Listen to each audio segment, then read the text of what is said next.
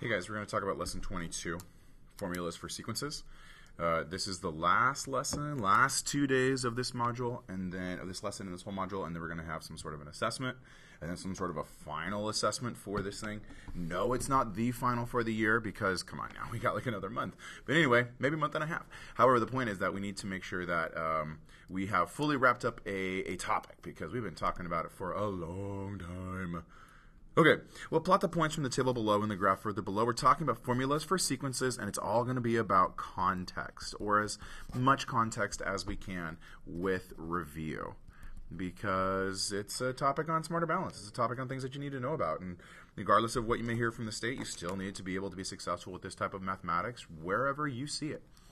Plot the points from the table below into the graph further below, and use the graph to predict the area for a square that has side length of 2.5 centimeters and for a square that has area of 5 centimeters. I think if I look at this one, the graph is wrong. It's not time and elevation. It's side length in centimeters, and it is area in centimeters squared. Okay, so just a little correction I want you to make sure that you make right here. 0, 0, easy enough. Plot it on the origin. Boom, 0, 0. 0 side length, 0 area. That should be somewhat obvious. But what's not obvious is kind of how this graph is going to play out. And I notice it doesn't quite go up to 4, so we can make some adjustments. 1, 2, 3, 4, 5, 6. Maybe I'm going to go by, change the scale on the bottom. I'm going to go by 1, 2, 3, 4, 5, 6. I think that'll work. Okay, so 4, 0, 0, 0. So 1, 1 means I'm going to go here and then 1, 2, 3, 4, 5. So like right there, 1, 1. And then 2, 4. So 2, 4. And 3, 9. So 3, 9. And then 4, 16. 4, 16.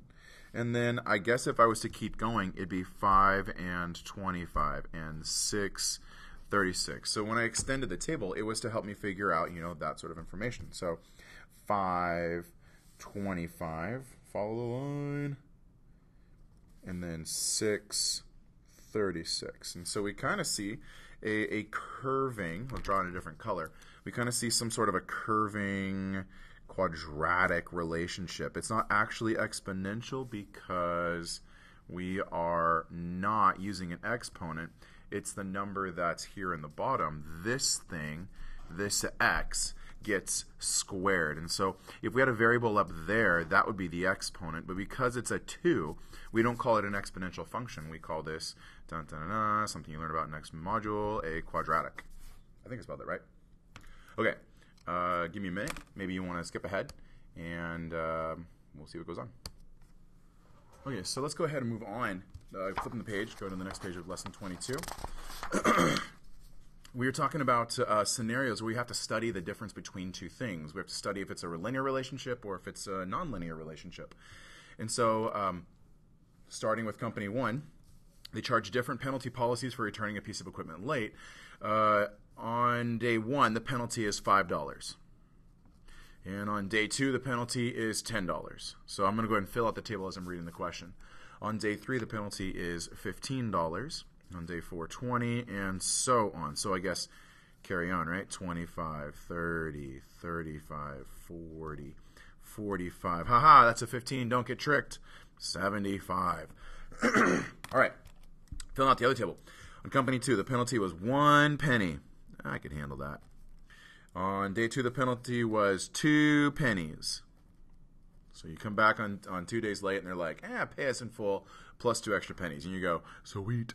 On day 3, the penalty was 4 pennies. On day 4, the penalty was 8 pennies. And so we're looking at how we are doubling the amount every time. You know what? This is looking like a pretty good deal. I could totally, see myself keeping this as my late penalty policy. Rent it that way. Just don't forget about it, right? I mean, pay $75 with company 1. Probably pay 5 cents with company 2. Well, I guess not 5 cents, but $5, right? Okay. So my brain's kind of broken. Let's go ahead and get a calculator out and just do 256 times 2. Okay, so that's day 10 times 2. 11, 12, 13, 14. Oh my gosh. I think if I did my math right, $163.84. That's too much. Clearly, company 2. I mean, even if it wasn't, it'd be half of this. This would still be more than 15. Whoa, what happened? It was going from like, dollars and cents up to hundreds of dollars in just 15 days. This hadn't even hit $100 yet. Okay, describe how the amount of late charge changes. So in company 1, we're adding $5. I mean, that kind of makes sense. In company 2, we are doubling the amount. OM goodness. If you had the thing for 20 days, then I go back to my calculator, and we go times 2. That's 16, 17, 18, 19, 20. You might as well have bought the equipment by that time. $5,242.88. That's crazy expensive. Keep that in mind. Never get into a rental policy in that fashion. Let's talk about that difference. Why does that happen? So we have two formulas.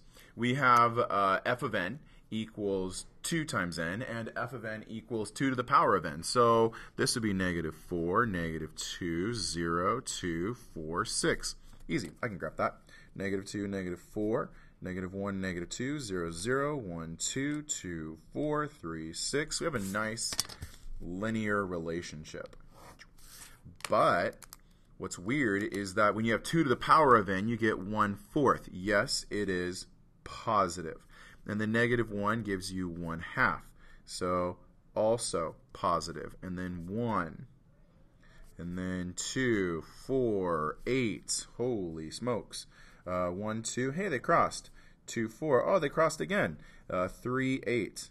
So in this relationship, being that it's exponential, there's a time where exponential is lower than a linear function. It's right in this window. But once you're beyond that, it shoots off to infinity. Now this is a gross expo function. I probably should have used Desmos, but that's the idea. Okay. All right, bell's about to ring here because I'm making this right at the end of class period, so I'm going to get this one figured out. Describe the change in each sequence when n increases by 1. So, meaning I have n plus 1 minus n. And so for the first one, it'd be 2 times n plus 1 minus 2 times n. Do a little bit of algebra properties here. N plus 1 minus n. Look at what cancels for the first function. N, n, 2, n, 2, n. I get, hey, the slope, 2. But if I do that for this other one, this is a little bit more challenging, going to be a little bit more engaging. Let me see here. That was the bell. I'm going to work through it for a second because I want to get this written down. 2 to the power of n plus 1 minus 2 to the n over n plus 1 minus n. When you have an exponent, a plus 1 exponent like that, you can write that as 2 times 2 to the n minus 2 to the n over, n's cancel, over 1. Now, because there's a 2 to the n in both of these features, we can factor that out. So we factor out 2 to the n, and we're left with 2 minus 1, because those are the factors in both of those, which means that that becomes a 1. So, oh, weird. This is the original formula all over again. Kind of strange how that worked out. However, the point is that something went wrong. Did something go wrong? No, nothing went wrong. The point is that we have a multiplication. I'm running out of space here too. Okay, that's it for now. I'm going to finish the rest of the video later.